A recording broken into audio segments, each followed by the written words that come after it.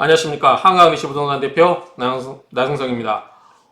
오늘 날씨가 굉장히 좋네요. 봄날씨고. 그래서 제가 부동산 유튜브는 거의 안 하고 이제 제가 앞으로 평생 할 공부 동향학 위주로 강의를 올리고 있는데 부동산에 대해서 그동안은 제가 필요할 때 계속해서 설명해야 되는 내용에 대해서 손님들에게 설명을 하고 제 고객들에게 자료를 제공하는 측면에서 했었는데, 지금 시점에는 뭔가 부동산에 대한 코멘트를 기다리고 있겠다라는 분이 계실 것 같아서 한번 올려봤습니다. 지금부터 하는 얘기는 제 어떤 순수한 제 개인적인 생각이고, 그렇기 때문에 이거를 가지고 뭐 투자의 판단의 근거를 하시거나 그러실 필요는 없고요.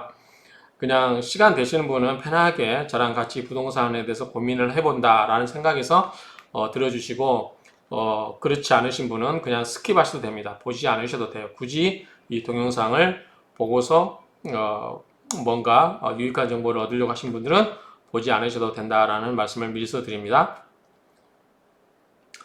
제가 이 흑석동에서 부동산을 시작하면서 마침 운이 좋았던 것 같아요. 제가 2015년 7월에 오픈했는데 아마 부동산 가격이 2013, 4년 그때부터 아마 가격이 조금씩 오르기 시작했을 거예요. 그래서 저도 이 재개발에 대해서 반대를 처음에 했던 입장에서 어쨌든 이제 지금은 괜찮죠. 그동안 가격이 올라줬으니까. 그런데 100평이 넘는 단독주택을 뺏기고 아파트 하나 받느냐, 그런 문제였었거든요. 저희 입장에서는. 그래서 지금은 이제 어쨌든 땅이 많이 이제 귀하고 그러기 때문에 저는 자고로 옛날부터 땅이 넓은 단독주택에서 살아왔었거든요. 방배동에서도 그랬었고, 근데 어쩔 수 없이 재건축 방배동에 들어가면서 팔고 그러고 나서 또 넓은 땅이 있는 그런 주택을 찾아서 흑석동으로 이사를 온 거였는데, 어쨌든 부동산을 하게 되면서 이 부동산에 관한 멘트를 많이 할 수밖에 없던 상황이 돼버렸습니다. 그래서 이제 다시 좀 멘트를 해드리자면, 그동안 제가 부동산 시작할 때 아크로가 7억이었어요. 7억 정도 거래됐었거든요. 프리미엄 해서. 그런데 이제 지금은 20억이 넘었죠. 그러니까 제가 입주할 때 13억 이상 갈 거라고 해서 그 당시에 굉장히 저를 좀 이상한 놈 취급한 사람도 있었죠. 그런데 어쨌든 제 예측대로 입주장 때는 15억까지 갔어요. 13억이 훌쩍 넘었죠. 그리고 그동안 쭉 가파르게 올라왔어요. 그래서 지금은 이제 그동안 저희 부동산 사무실 오신 분들은 아시겠지만, 이제는 실투자 관점에서 접근을 하시라. 이거를 사가지고 투자해서 뭔가 먹을 생각을 하지 마시라. 그렇게 말씀을 드렸어요. 그래서 가격도 횡보합을 보일 거라고 제가 1, 2년 전부터 꾸준하게 말씀드리고 있어요. 근데 오르긴 오르죠. 횡보합이라도 오르긴 오르는데 지금 시점에서는 좀 고민이 좀 아마 많이 되실 거예요. 그래서 어떻게 할까라고 하는데, 그래서 최근에 이제 요즘 뉴스들 보면은, 그래서 제가 며칠 전에 세임대차법 효과가 발휘해서 전세값이 변동률이 최저됐다라는 신문 기사에 이어서 오늘은 이제 그 뉴스라든가 여러 신문 기자 이런 데서 이제 실거래가가 꺾이고 있다라는 기사가 대중을 이루고 있어요. 그래서 그런 내용을 보면은 여러 가지 내용들 보면은 이제 전보다 이 최저감이 많이 내리고 있다고 하는 거예요. 특히 이제 강남도 그렇고 이 마용성이라든가 노도강 이런 부분 이런데, 흑석동도 마찬가지. 지금 호가는 올라있지만 그게 실거래가가 어떻게 될지는 모르겠어요. 근데 지금 상황을 말씀드리면 지금 확실히 이 표를 보시면 아시겠지만 옛날에는 매도자가 위주였어요. 무슨 말이냐면 매도자가 팔기 싫으면 안 팔아도 돼요. 매수자가 팔아달라고 아쉬운 소리 해야 되는 상황이었어요. 근데 지금은 거꾸로 돼가고 있는 것 같아요. 뭐냐면 매도자가 위주가 아니라 매수자가 위주가 돼가고 있는 것 같아요. 그래서 매도자는 팔려고 하는데 매수자는 뭐 좀 더 기다려 보겠다, 뭐 좋은 가격 나오면 연락을 주라, 이런 식이거든요. 그렇기 때문에 옛날에는 재개발에서 그 물건만 나오면 계약금 쏴놓고 이렇게 가계약금 쏴놓고 오고 그랬었는데, 지금은 그렇지 않고 와서 상담을 한참을 해도 좀 더 고민해 보겠다라고 이렇게 돌아가시는 부분이 많아요. 그래서 현재 계약 성사율이 그렇게 높지는 않다라고 말씀을 드리겠습니다. 어쨌든 현재는 이 가격이 많이 좀 고점에 비해서 조금씩 떨어지고 있는데, 그러면 이게 앞으로도 떨어질 거냐, 아니면 지금 바짝 떨어졌다가 다시 치고 올라갈 거냐라고 했을 때, 제가 봤을 때는 치고 올라갈 만한 게 굉장히 유인이 적어요. 그리고 부동산도 사이클을 이야기하긴 하는데, 예를 들어서 우리가 크게, 제가 이제 법무부에 들어갔을 때가 이 97년도였거든요. 97년도에 들어갈 때 정말 우리나라 경제가 무너졌었죠. 많이 아우성쳤었죠. 그래서 이때 97년도에 갔다가 금모균동에서 회복했죠. 그 다음에 제가 28년도에 미국 서프라임 모기지가 발생했을 때 제가 모 금융연구소에 있었거든요. 그럴 때 이 서브프라임 모기지가 부동산 관련된 여러 가지 문제가 생기기 때문에 이 문제를 연구하기 위해서 제가, 그래서 공인중개사 자격증을 그때 꼭 딴 겁니다. 이때 회사 다니면서 금강산 워크숍을 가지 않고 5일 연차휴가 내고, 그래서 공부를 해서 딴 건데, 어쨌든 이게 생기면서 이게 큰 영향을 줬어요. 그래서 그 전에는 제가 학교 다닐 때부터, 대학교 다닐 때부터 이때 금감원 들어갈 때까지 주식 투자를 해서 돈을 벌었다고 하면, 이 미국 서프라임 모기지 생긴 후 공인중개사 자격증을 따가지고 그 이후로는 이제 부동산에 관심을 가졌다. 그 전에도 여러분과 마찬가지로 저는 일반 청약이고 그런 거 받아본 적 한 번도 없고요. 그 다음에 그냥 주택 하나만 갖고 있던 상태였어요. 꾸준히. 그런데 어찌됐든 이제 그 뒤에 부동산에 관심을 갖게 되면서 우연히 자격증을 땄고, 그 뒤로 부동산과 인연을 맺어서 여러 가지 부동산을 현재 하고 있는 입장에서 이렇게 말씀을 드리게 되는데, 어쨌든 이게 말씀드리고 싶은 건 뭐냐면, 약간 10년 주기로 변동이 있는 거죠. 그럼 현재 2022년, 21년이잖아요. 그러면 이게 변동이 꾸준히 2014년부터 또는 15년부터 올랐으면 지금 한 7, 8년 7년 정도 오른 건가요? 7년. 그러면은 이게 좀 뭔가 이제 그 변곡점이 오지 않았을까. 그래서 가격이 이렇게 가파르게 오르고 행보합이 이렇게 오르다가 이게 어떻게 될 거냐. 이게 올라갈 거냐, 떨어질 거냐. 그래서 그동안 이때 너무 가파르게 막 1년에 3, 4억씩 올랐죠, 피가. 그럴 때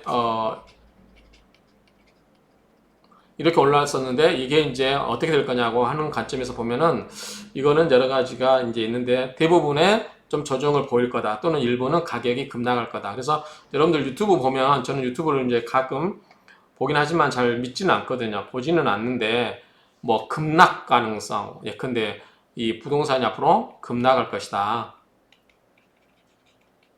급락 가능성을 이야기하는 사람이 많죠. 또 뭐 폭락을 이야기하고요. 여러 가지로 이야기하는데, 이 가격이 떨어질 거라고 하는 부분에서는 많이 이야기를 하는 것 같아요. 조정을 보일 거다라고 하는데, 그 부분이 왜 그런지 한번 우리가 분석을 해볼 필요가 있을 것 같아요. 가격이 떨어질지 올라갈지. 자, 볼게요. 제 생각입니다. 지금부터는 앞에 신문기사는 한번 참조하시면 되고요. 블로그에 들어와서 참조하시면 되고, 또 최근에 가장 핫하게 이슈가 됐던 게 이 LH예요. LH 사태. 그래서 공직자들 또는 공기업 임원들이 임직원들이 그 자기가 알고 있는 정보를 가지고 부동산 투자를 했을 때 이런 부분이 있는데, 최근에 논의되는 게 모든 공직자에 대해서, 옛날에는 고위 공직자만 이렇게 했었죠. 근데 지금 모든 공직자에 대해서 고위직을 불문하고 모든 공직자에서 재산등록제를 하겠다. 이거 엄청나게 파급 효과가 있을 것 같아요. 그러면 앞으로 대놓고 얘기를 할 수가 없고, 그러면 공무원들이 이걸 안 하면, 공무원들이 마음 놓고 민간인들을 단속할 수 있겠죠. 그렇죠? 그렇기 때문에 이게 좀 파급 효과가 있을 거라고 저는 봐요. 그리고 지금 또 한 가지 이제 제가 이야기하고 싶은 게, 지금 청약제도에서 재당첨 기간을 5년으로 보고 있거든요. 그런데 앞으로는 무주택자에 한해서 1인에 한해서 생애 한 번의 기회만 주면 어떨까. 그게 일반 분양이 됐던, 재개발이 됐던, 재건축이 됐던. 그러면 여기저기서 재건축, 재개발 보고 투자해 놓을 필요가 없어요. 왜냐하면 청산당해버리니까 할 수가 없죠. 그렇죠? 그러면 이것도 정부에서 한번 검토를 해보면 어떨까라는 생각이 들어요. 우리 대한민국 국민은 평생 한 번의 기회만 준다. 그게 일반 분양이 되었던 재개발, 재건축에서 관리처분 시에 조합원 자격으로 받는 것이든 한 번만 주면 어떨까? 지금은 5년간 재당첨 기한이 묶였기 때문에 5년이 지나면 다시 할 수 있거든요. 그래서 이거를 앞으로는 이 투기를 기본적으로 이거를 막겠다라고 하면은 이것도 한번 고려해보면 어떨까라는 생각이 드네요. 그러면 재개발이라든가 재건축의 투자가 억제될 거고 또 그거 아파트값 상승을 억제하는 효과가 있지 않을까. 왜냐면 재개발, 재건축 투자에 대한 해서 이게 가격이 오르면, 즉 흔히 말하는 프리미엄이 올라가면 가격이 올라가죠. 가격이 올라가면 일반 분양가도 올라가요. 그러면 너도 나도 여기 달려들려고 하겠죠. 그러면 그 심리가 투자를 하게끔 만들 수밖에 없죠. 그래서 이런 것을 원천적으로 재개발, 재건축에서는 주택 당첨 기회를 딱 한 번만, 평생 한 번만, 저는 한 번도 행사한 적이 없는데 만약에 아크로 관리처분을 한 번 본다면 저도 한 번 행사한 거죠. 어쨌든 한 번의 기회를 주면 어떨까? 한 번만. 그래서 예컨대 구역별로 1구역부터 뭐 10구역 있으면 구역별로 하나씩 다 사놓고 하나씩 10개를 아파트를 받는다. 이거를 아예 원천적으로 막아버리면 어떨까? 정부에서는 한번 생각해 볼 수 있는 주택 정책 입안자라면 생각해 볼 필요가 있는 것 같아요. 그리고 제가 이제는 강남의 시대에서 물론 강남은 계속 당분간은 갈 거예요. 한참은. 강남의 시대에서 한강의 시대가 될 거고 앞으로는 강북의 시대로 옮겨가야 된다라고 이야기를 했죠. 그래서 한강변이 요즘 뜨고 있잖아요. 뭐 마용성 다 한강이잖아요.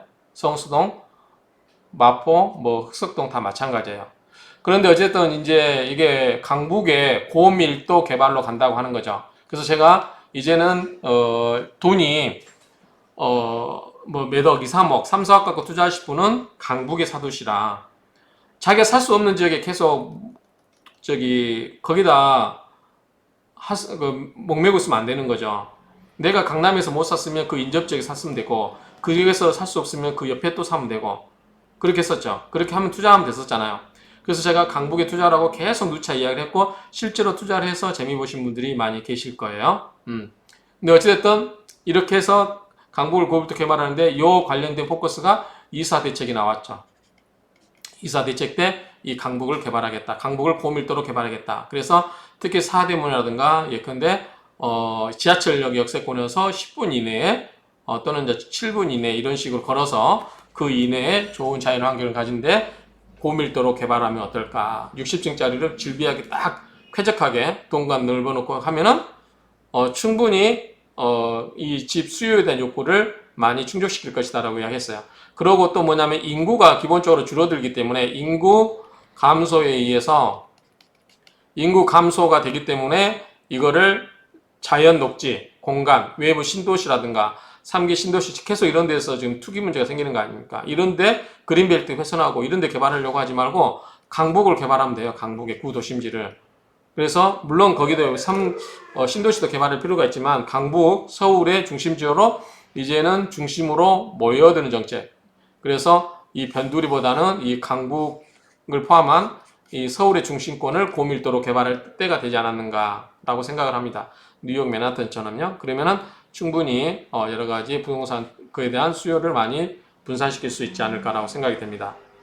그 다음에 또 문제 최근에 뭐냐면 이제 그 부동산 매매 가격의 동향을 판단할 때 중요한 게 저는 현재 다주택자가 한 몇백만 있을 거예요. 몇백만.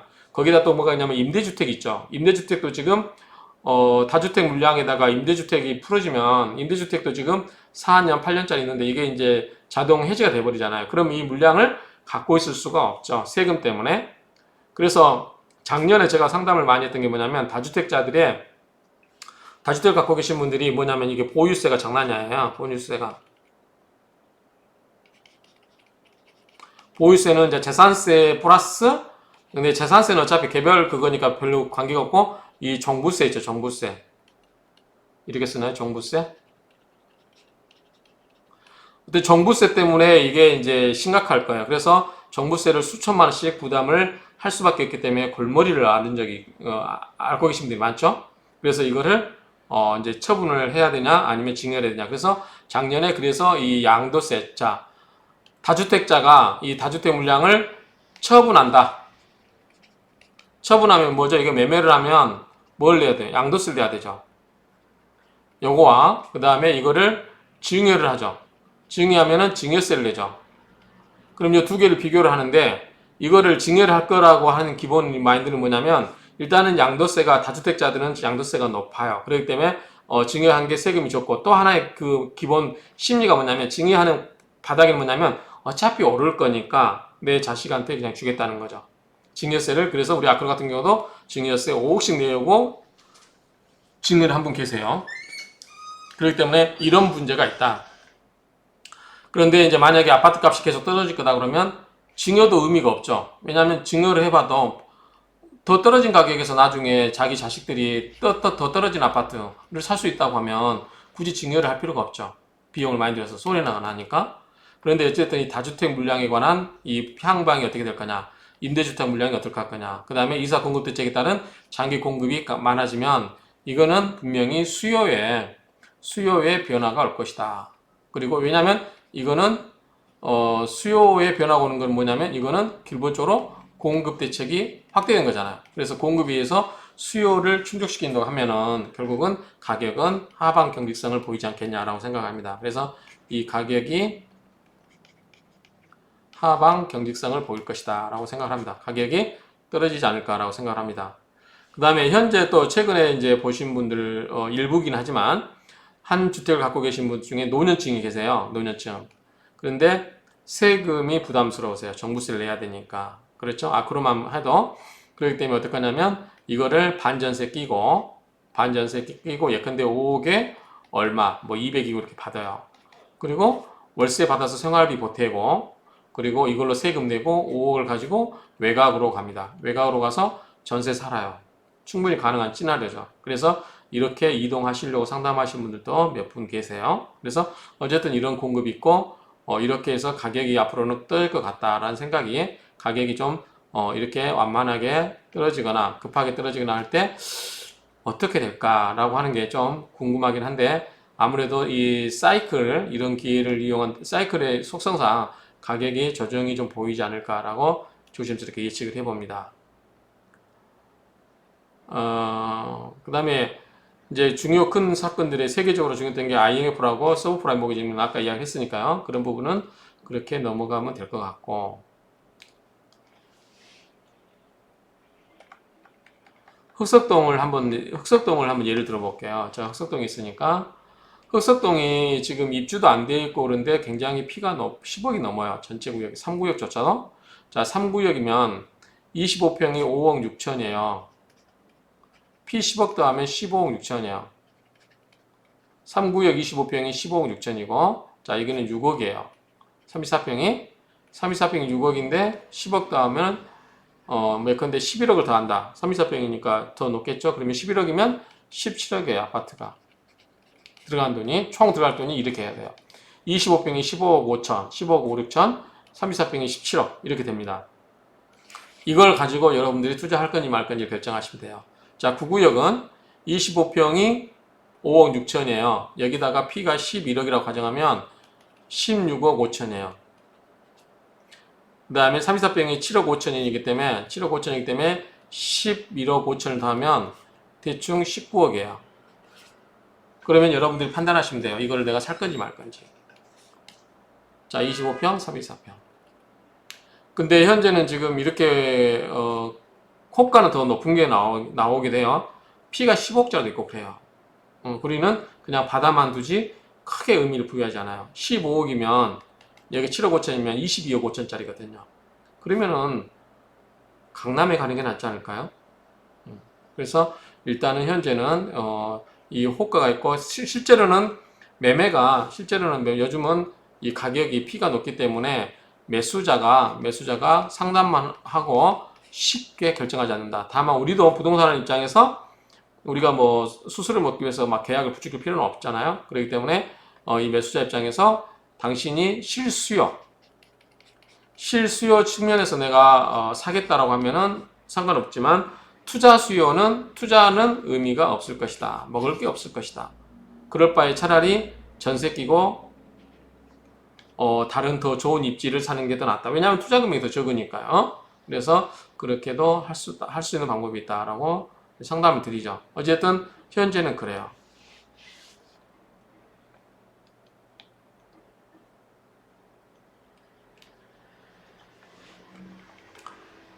그 다음에 매수냐 매도냐라고 했을 때 저는 이제 상담하기를 장기적인 보유 관점에서 접근하라. 실투자 접근해서 이야기를 하고 그래요. 자, 내가 아파트를 20억 주고 샀어요.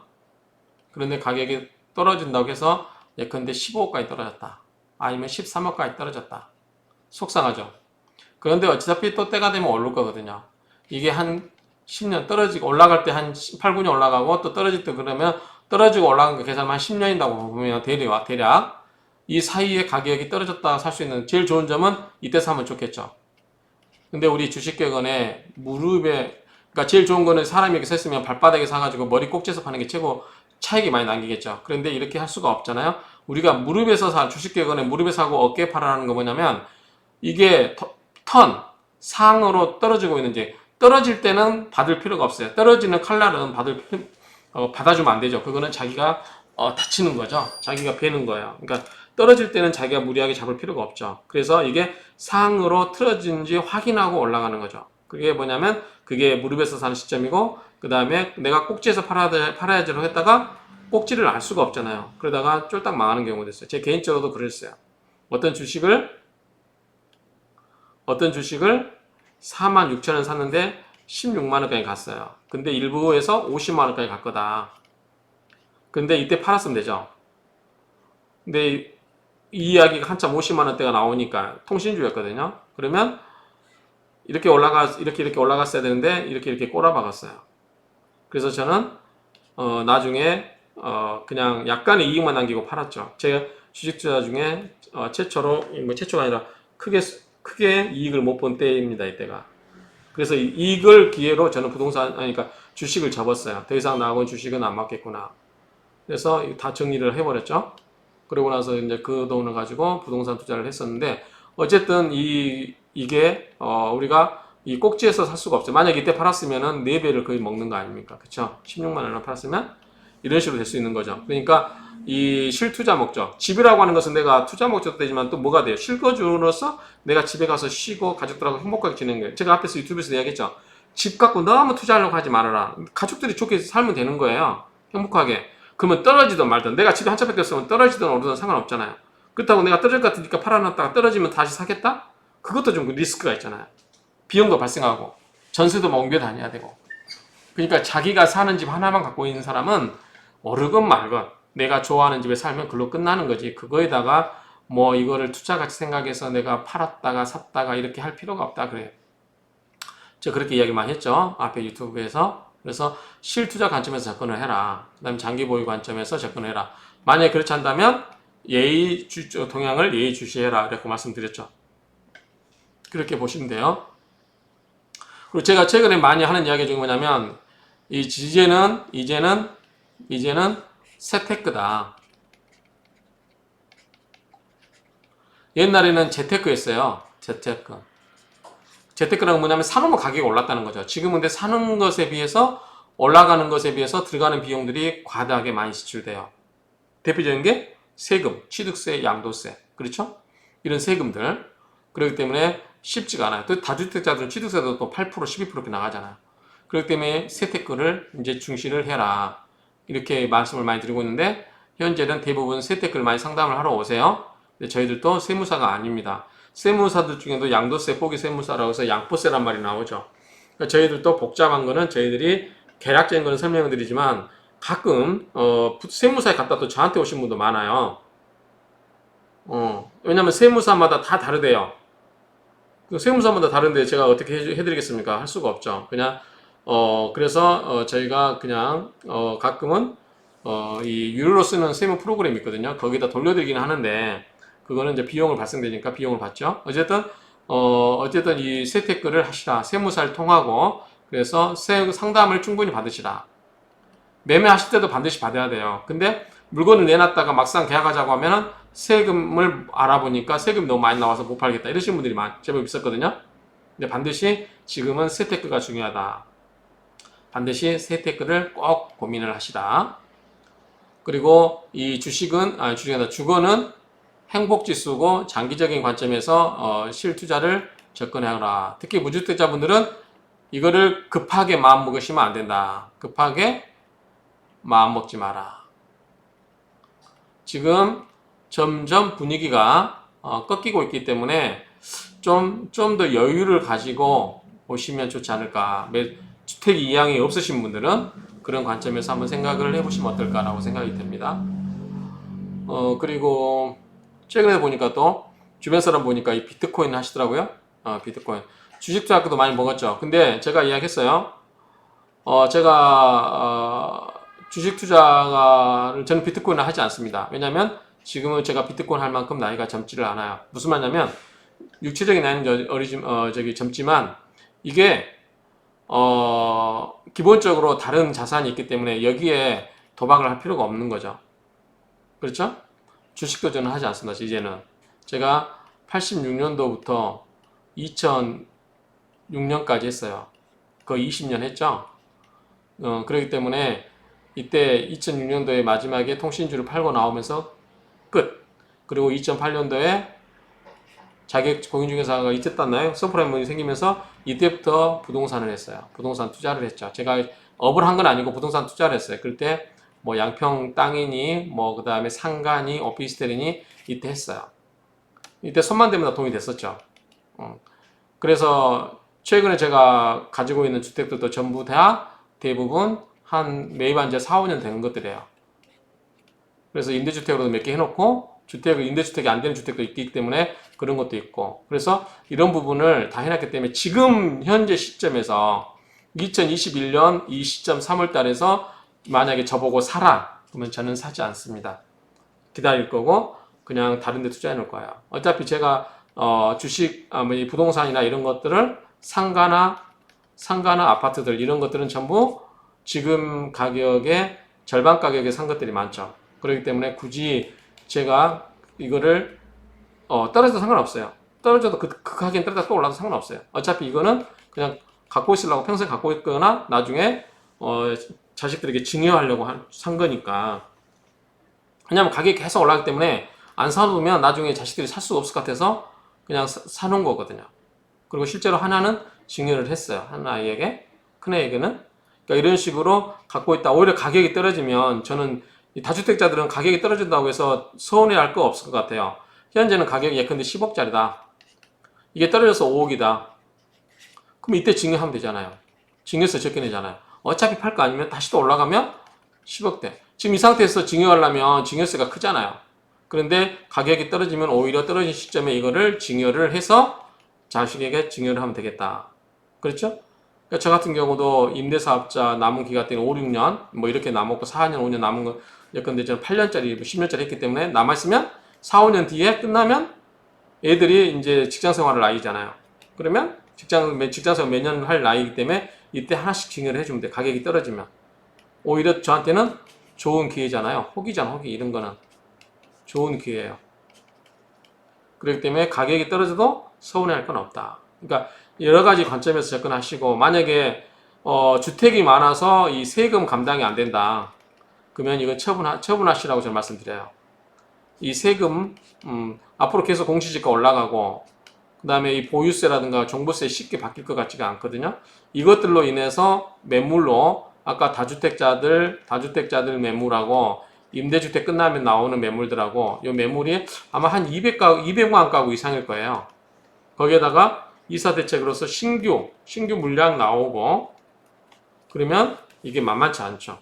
그래서 이 수치는 정확하지는 않는데 제가 어떤 뉴스 들었던 것에 그랬던 것 같아요. 한 200만 전국적으로. 서울은 얼마나 될까요? 한 50만 될까요? 이 정도만 해도 굉장히 이 수요, 집을 사고자 하는 사람에게 충분히 만족을 시켜주지 않을까. 이게 신규 물량이 38만 5천 호인가요? 뭐 이렇게 되잖아요. 그러면 이런 것에 의해서 충분히 매수자들은 잡을 수 있는 기회가 있기 때문에 지금 시점에 무리하게 잡으려고 할 필요가 있을까라는 생각은 합니다. 그래서 근데 나는 그냥 집 없이 전세 살면서 떠들어 사는 게 싫어 라고 생각하면 그냥 좀 금매로 나오면 잡으셔도 될 것 같아요. 사고 나서 떨어질 수도 있겠죠. 근데 어차피 나 안 팔 건데. 자, 그래서 선생님도 한 소리가 있어요.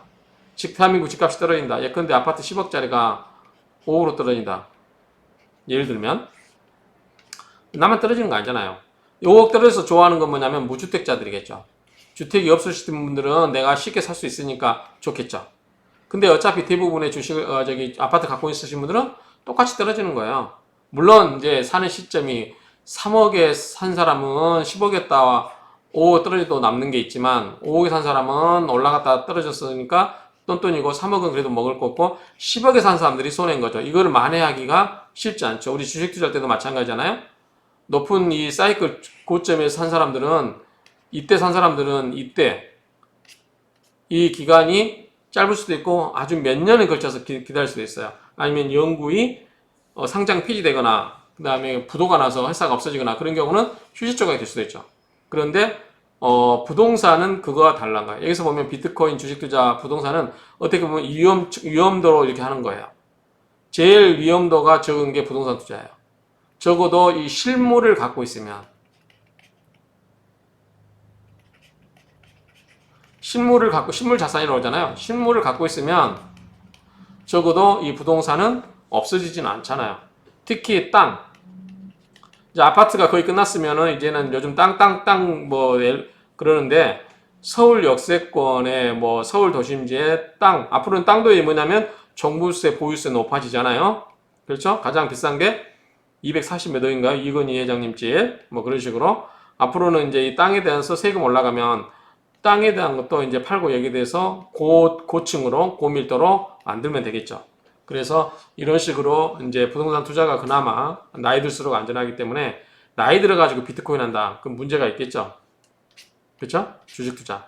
이런 부분은 충분히 고려하시고 이거는 초창기 때 돈 몇 푼 안 돼 갖고 하는 거고 그 다음에 또 여윳돈 좀 생기면 주식 뭐 많아야 몇 억이겠죠. 일반인들은 그렇죠? 제 경험상으로도 많아야 한 5억 이하입니다. 이거는 주식 투자는 그렇기 때문에 부동산 투자 같은 경우는 이제 단위가 커야 되잖아요. 10억 넘어가는 경우가 많기 때문에 지금도 몇 억 가지고 뭐 2, 3억 갖고 할 수 있는 게 있죠. 강북에 가면 저는 2, 3억 갖고 투자로 오신 분들은 강북을 권합니다. 그것도 역세권.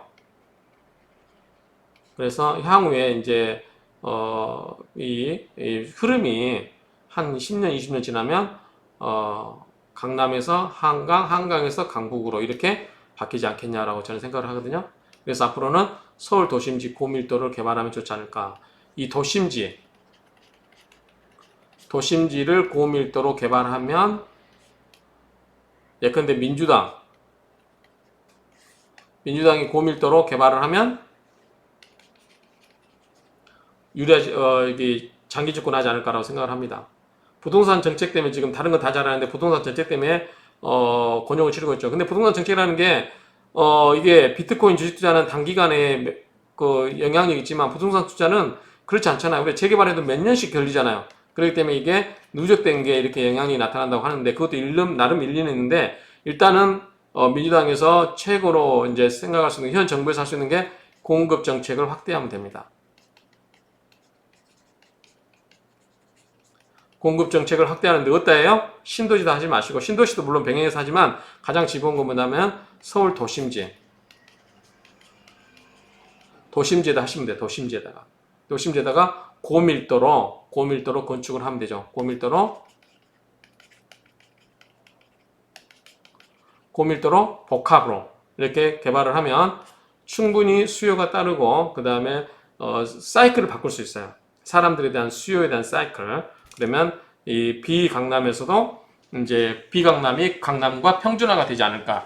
그러면 사람이 어떤 특정 지역에 대한 수요 때문에 가격이 급하게 치고 올라가는 그러한 일은 적어지지 않을까라고 생각을 합니다. 그래서 오늘 제가 무슨 말인지 모르겠어요. 그냥 저도 생각 없이 그냥 부동산에 대해서 일반적으로 이야기를 한번 해드려야 되겠다. 혹시 제 유튜버를 부동산을 통해서 보신 분들이 많더라고요. 그래서 어쨌든 뭐 특별한 이슈가 있어서 그거에 대해서 딱 전문적으로 이야기할 거라면 좋은데 오늘은 그래도 너무 부동산 이야기를 안 하고 가기가 좀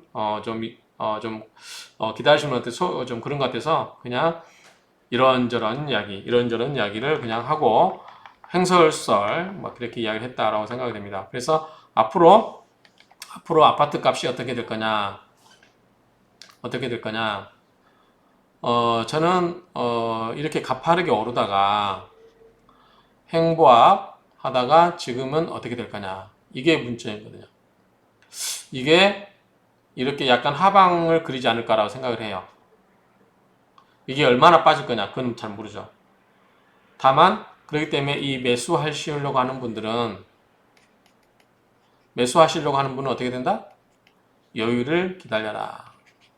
대기하시라.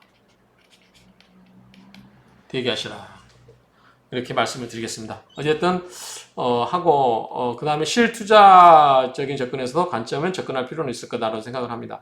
어쨌든 이 실거래가 속속 하락하고 오고 있고 서울 아파트 값이 상승세가 꺾이고 있다는 요즘 뉴스들이 많이 나오고 있죠. 그러니까 집을 안 갖고 계신 분들 지금까지 야트 참고 있다가 너무 급하게 사실 필요는 없을 것 같다. 그 다음에 그동안 또 꼭지점에 사신 분 있죠. 이연끌이라고 하나? 이연끌. 영혼을 끌어서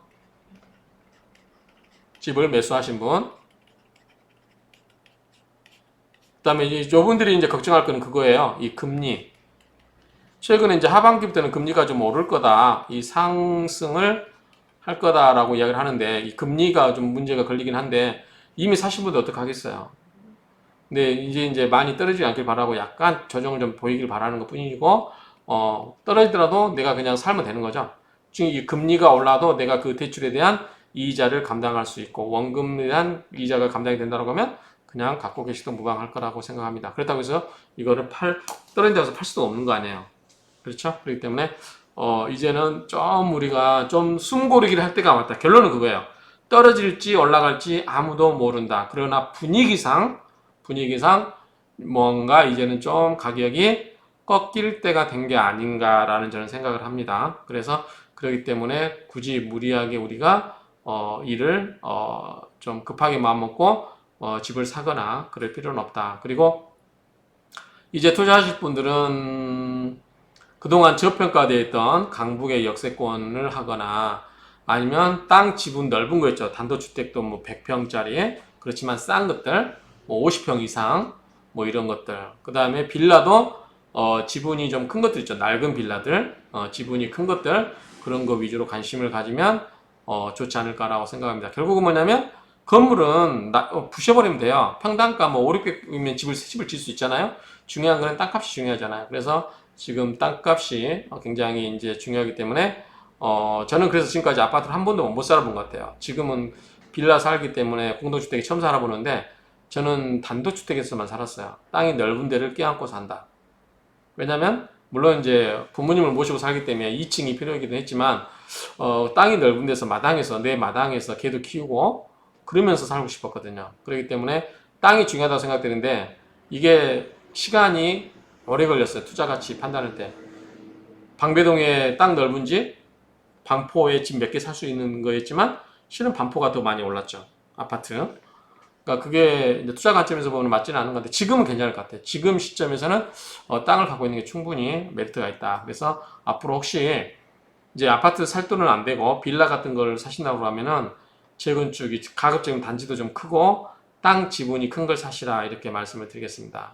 그래서 아무튼 여러분들 이제 좀 집에 대해서 너무 그렇게 이게 스트레스 받지 마시고 편안한 마음으로 사시면서 여러분들이 살고 싶은 집 나타나면 그냥 사면 집이 오르든 말든 상관없이 그냥 행복하게 사시고 그렇게 하시는 일 집중해서 하시면 좋지 않을까라고 생각합니다. 그래서 지금 결론적으로 말씀드리면 지금은 막 날라들 때는 아니다라는 거 이야기를 하면서 마치고자 합니다. 여러분들 아무튼 집으로 인한 스트레스 받지 마시고 행복하게 사시기 바랍니다. 감사합니다.